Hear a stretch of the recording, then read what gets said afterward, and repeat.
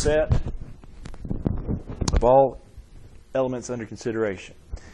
Yeah, if I wanted to say talk about the set of counting numbers up to 10, I could talk about that set. Or if I wanted to expand it, maybe I want to talk about a few more. Let's say the counting numbers up to 25, or I wanted the integers between -10 and +10.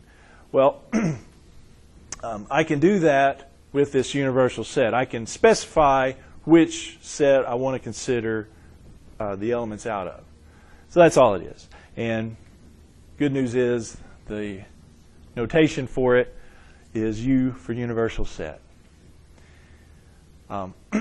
So we see that, just know that that's the things that we're considering. Maybe we want to say the letters A through Q, or A through Z. Maybe we want all the letters. But the universal set is just a way of saying, hey, I want to specify these things. That's what I want to consider. So that'll come up, like I said, in a moment or two more in a moment. Okay, the other special set is kind of the opposite of that. The universal set's all the elements under consideration. Then we also have the empty set. It's also called the null set.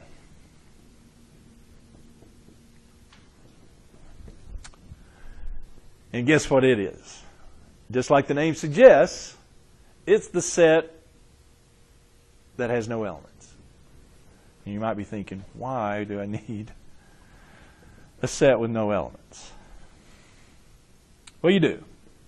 And I can give you a real quick, if you remember a little bit about algebra, there were some times when you solved an equation and you got no answer. There was no answer. You weren't able to solve it. Right? We did. Okay. Well, there you go. That's an example of when your answer is empty.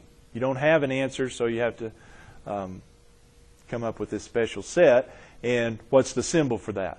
Remember what you put when you had that? It was this. Zeros a slash through it. That's the symbol for the empty set. It's also called the null set. Sometimes in set theory they call it a null set. But it's, yeah. And we'll say more about it in a second. But there is a set that has no elements. Now, be aware, is this, another way, of course, to write the empty set is to do the little squiggly braces and don't put anything between them. Isn't that empty? Okay. So that's another way you can do it. Now, one point that comes up, what about this? Is this the empty set? Why not? Well, that one's not empty. How many elements does that have? Doesn't that have an element? Yeah, that has an element in it, and the element is 0.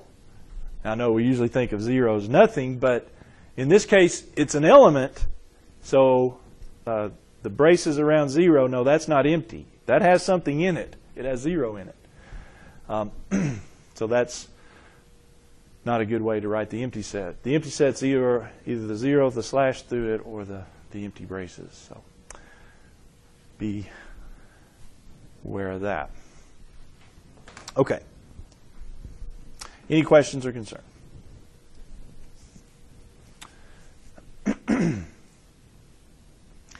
All right. I guess while I'm at it here, I can also talk about, since kind of bring it up here, the number of elements in a set. The number of elements in a set is called the cardinal number sometimes.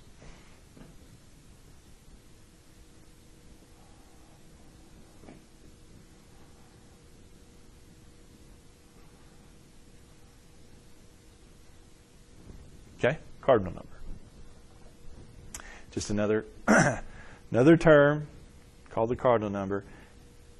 And when it asks for the cardinal number, it just means how many elements are in that set. Okay, well, if I had the set X, Y, Z, that was my set B, right? What's the cardinal number of that set?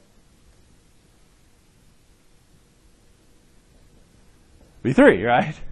3 elements, so that's the cardinal number. That's all it is. If it asks for the cardinal number, it just signifies the number of elements in the set. There's also a notation with it, and that is this. In parentheses B also signifies the cardinal number. This in, basically, I guess you could say it means number. This in parentheses B in set theory means the number of elements in set B. That's what that means. Number of elements in set B. Okay, just another way of representing that particular thing. So this also could be called the cardinal number of B, right? So that's what we mean. So and you know, it doesn't have to be B. Like if I have A is, I'll change it up. Let's say A is, don't have one in mind, but let's do one. All right, so let's say A is 4, 5, 6, ... 12. That's set A. What does this equal?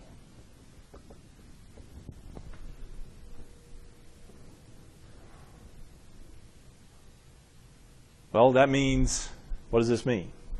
Number of elements in A. So I'm looking for how many elements A has.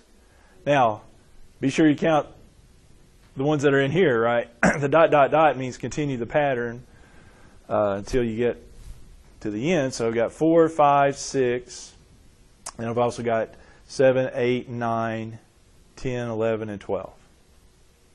So I've got 9 elements. Be sure to count those.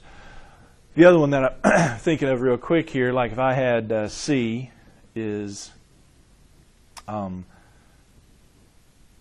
let's go 3, 6, 9, all the way up to, let's go up to 63. What's its cardinal number? What's the number of elements in C there? 3, 6, 9, ... 63. Huh? 12. You might be thinking 36.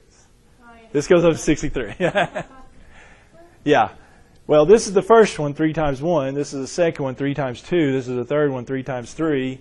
That's 3 times 21. So that'd be 21 elements.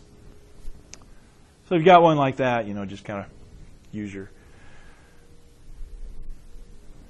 patterns there. Okay.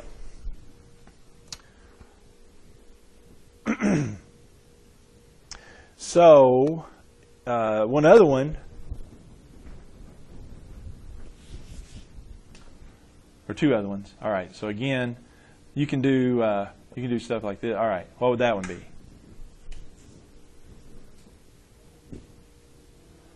Does that have any elements? Yeah. This. No. Right. Yeah. This is the empty set, so it's 0. This is 1. Okay. All right. Any other questions there? So far, so good. Okay. Well, let's talk about subsets.